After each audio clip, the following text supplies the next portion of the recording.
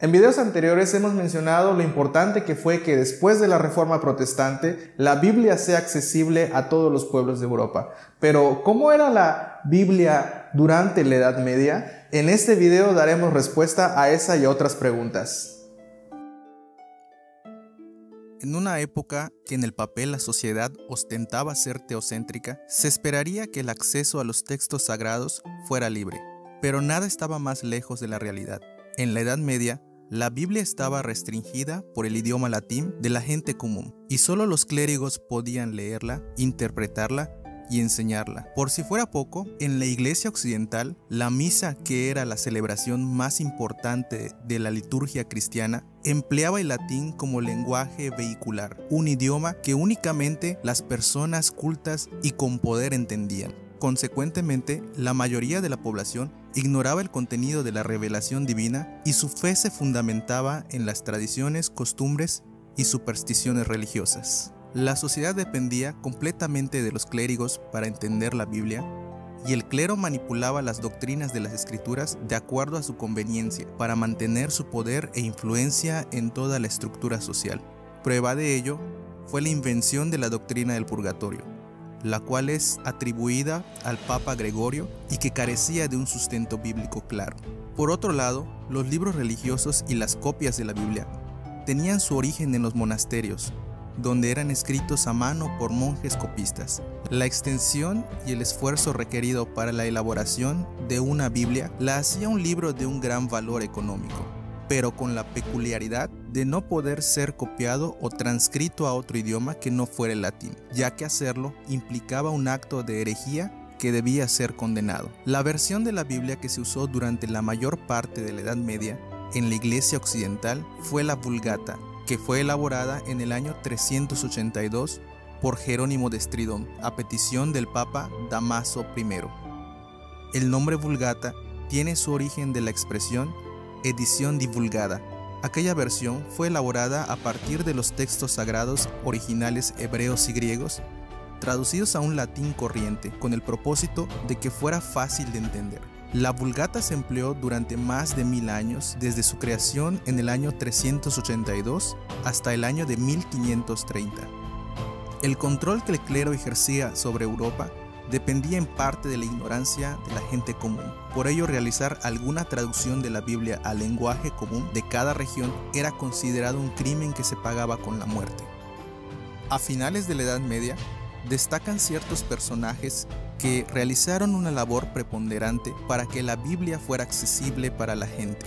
Entre ellos tenemos a John Wycliffe. Este personaje fue un destacado teólogo inglés que vivió en el siglo XIV y que comenzó a publicar documentos en los cuales argumentaba que el clero, en lugar de buscar riquezas y poder, debía preocuparse por los pobres. En una ocasión describió al Papa como el anticristo, el orgulloso sacerdote mundano de Roma y el más maldito de los esquiladores. El Papa no tardó en emitir una bula papal en la cual acusó a Wycliffe de vomitar de la mazmorra sucia de su corazón las más perversas y condenables herejías.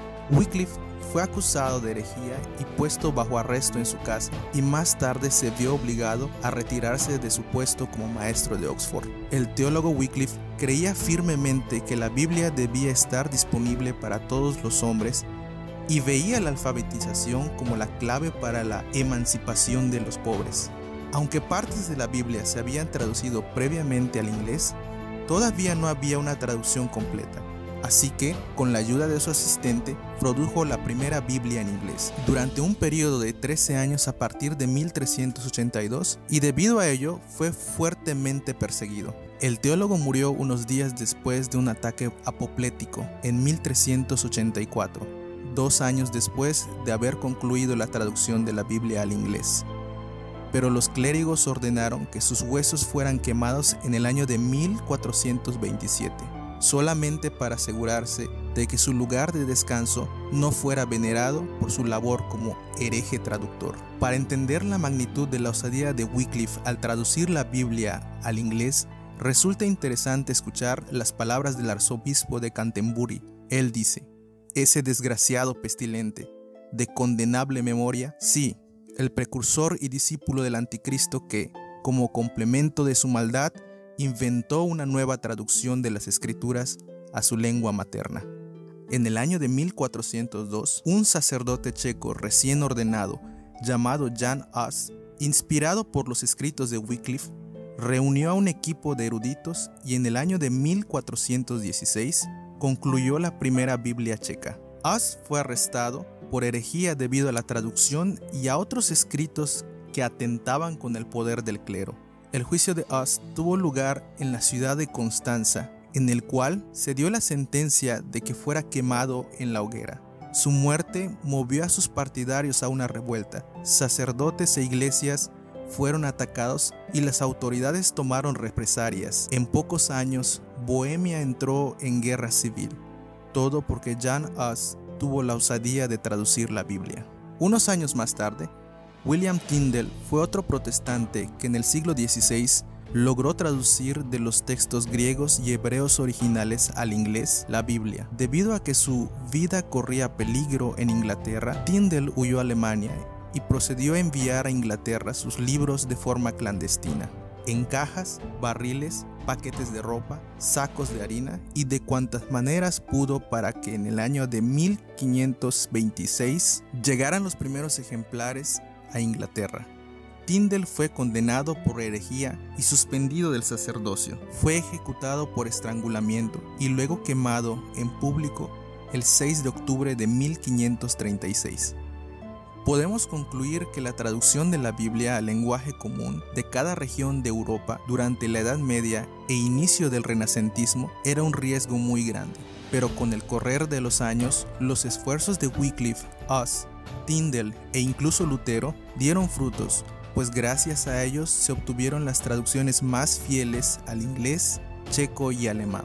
También vale la pena destacar que las versiones posteriores de la Biblia católica a la lengua común fueron versiones derivadas de la Vulgata latina, resultando ser traducciones de una traducción, mientras que las traducciones protestantes derivaron de los textos griegos y hebreos originales, siendo versiones más apegadas al lenguaje original. Actualmente, la Biblia ha sido traducida a más de 450 lenguas y el Nuevo Testamento a más de 2000. Gracias por quedarte hasta el final y espero que la información que te hemos proporcionado te sea de utilidad y de interés.